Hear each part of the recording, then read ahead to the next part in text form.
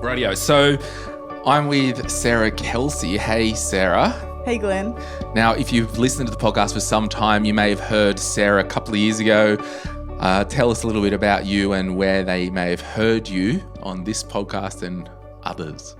I was hosting a few episodes back in the day. I don't even know how long ago it was now. It was the year before last, 2023, I think. Year before last in 2023, which was really fun and great to be exposed to the then My Millennial Money audience. Such a great group, obviously, that we're with today.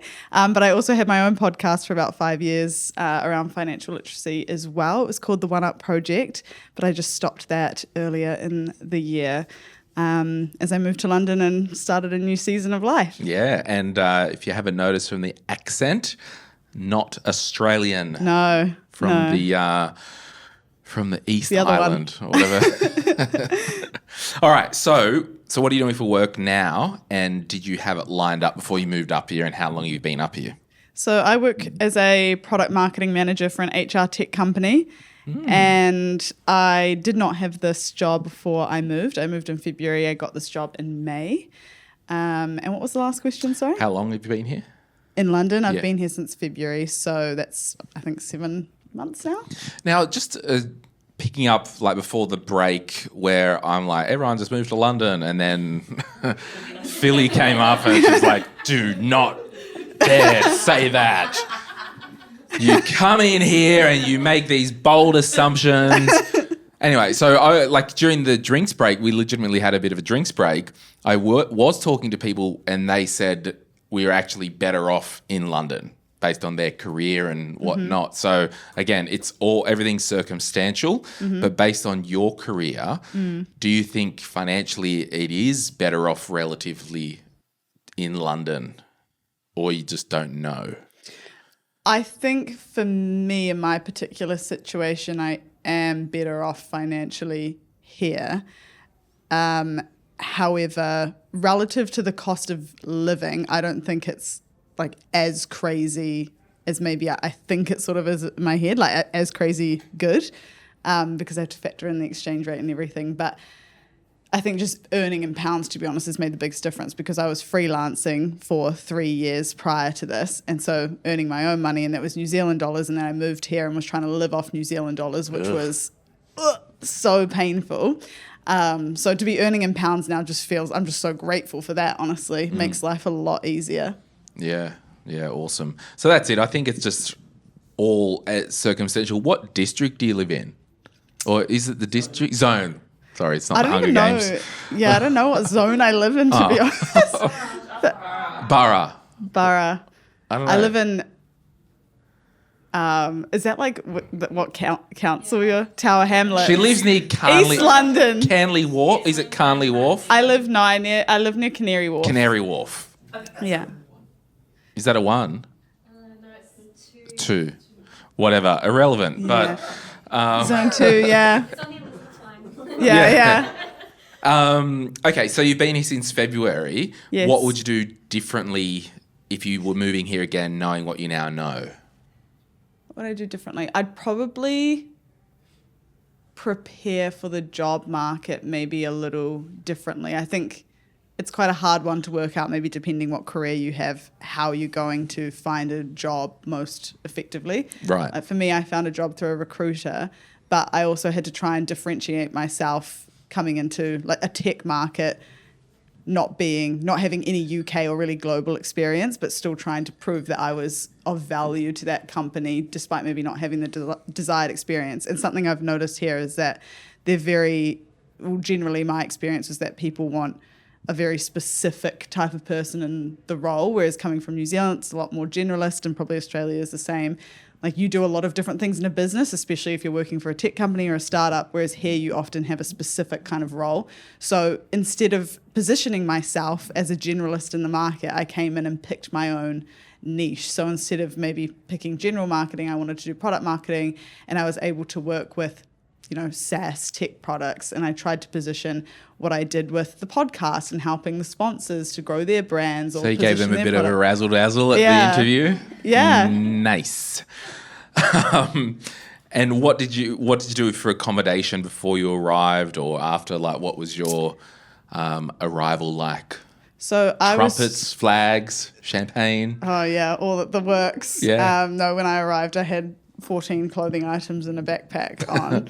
I was traveling for a year prior to moving here, and I left New Zealand on a one-way flight with literally a backpack. So moving here was never really the plan. It just worked out that way. And how I was living was I was house sitting and pet sitting all throughout the last year before I moved here. So when I did eventually move here knowing I had the visa and everything, I just found house sits, and so I could live for free up until I found an actual place to move into. Yeah, cool. And how are you managing money here? Very poorly at the moment.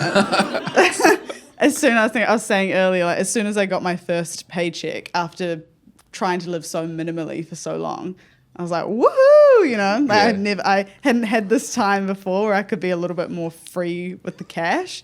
So yeah, it's 6 months in now and I'm into my job almost, and I'm really trying to just rein it back in now. And now I'm exploring things, which is really fun, like the ISA, I think it's called, and how much I'm contributing to pension here and making the decision to do that and trying to make all of those choices now is quite fun because I have, you know, investments back home with New Zealand companies, but it might not make as much sense to do that now. So just working out how I structure those things has been a fun journey. When it comes to, like, so you've been, sorry, having a stroke mid-recording. Oh, good. Happens. It really happens to the worst of us, that's for sure. Do you get paid monthly? That's what I was going to say. Yeah, I do. Yeah, so you've only had 6 pays. Only had 6 pays, but I'm used to being paid monthly. It's horrible. It is horrible. Yeah, well, you need the Glenn James spending plan. Works for any pay frequency. So what are your plans? Talk to me. I see myself here for the full 3 years, I think, doing the extension and everything. I can't see myself moving back to New Zealand in the short term, especially, even the midterm. But I'm very career driven, so I want to take every opportunity I can from a work perspective and really dive into that and get as much global experience as possible. And I think that's a huge reason why I wanted to travel as well, was because coming from New Zealand, at least a lot of things are New Zealand centric and there's less touch points to other places around the world. And so being here in London is amazing because I'm exposed to so many more types of businesses and ways of working and products that I never would have the exposure to at home. Yeah, awesome. And how have you gone about making friends? I tried to go on like coffee catch-up dates with every single person who would be willing to give me a moment of their time. So was that like coffee catch-up dates as in using Bumble the non-BFF or... Yeah, I was just dating. That's how I made my friends. Yeah. I mean, probably not a bad way to do it, actually. But no, I just like was trying to find any mutual friend that had a friend in London, and I would catch up with them. Like I was catching up with everyone's friend, uncle, auntie, you know, whatever. Like whoever had a moment to give, that was me. And I also went to some like community events, or if people were running, you know, they might do art and sip and paint or whatever, like just random events I love going to, and I love being around lots of people. So did you make any friends on the tube? I can't say I've made any friends on the tube. Some enemies though, but no. I didn't ask you about the accommodation when you arrived, did I? Yeah, you did. Oh, I was house sitting. That's right. Great host though. I am having a stroke. Oh my gosh. No, you're fine. Any recommendations for places to go to eat or drink? Yeah, Dishoom is my favourite. How do you spell that? It's so many people's favourite. Dishoom. Dishoom. Yeah, so we went the other night. She's like, oh, no one will be there. In my mind, I'm like, we're in London and it's only like 9:30 p.m. I still carry like a New Zealand mindset with me. I'm like, oh, it'd be so dead. It's a Tuesday Rocked night. up, half hour away. I'm like, nope. Yeah, so we went to fish and chips instead, which was also still good. My first fish and chips in the UK, so it was exciting. Any other comments to those who might be thinking of coming up here? I would really just hone in on my earlier point that when you're looking for a job, I think especially from maybe well, I work in tech, and I think from that perspective, and even like a general corporate perspective, even though it can feel difficult at times and maybe a bit uncomfortable, I would think about your own personal brand and how you position yourself coming over here and kind of pick maybe a niche of what you do really well, and don't be afraid to go into that.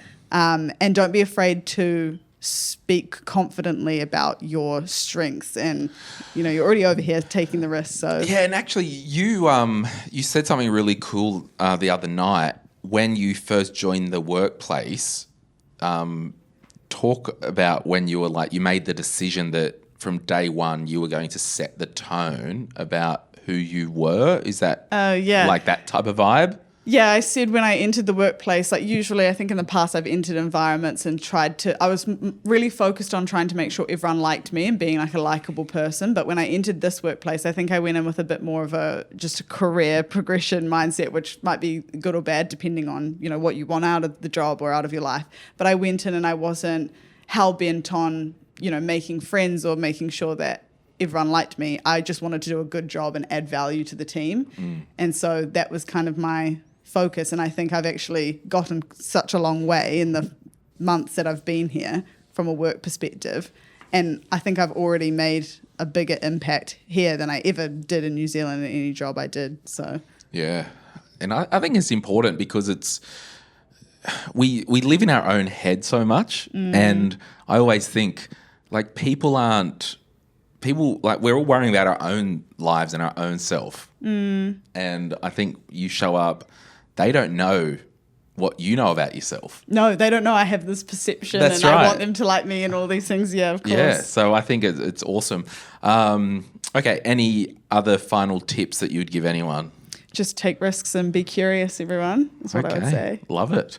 Well, Sarah, thank you so much for sharing a bit about your journey in London town. Thank you for having me. Give her a hand, everyone.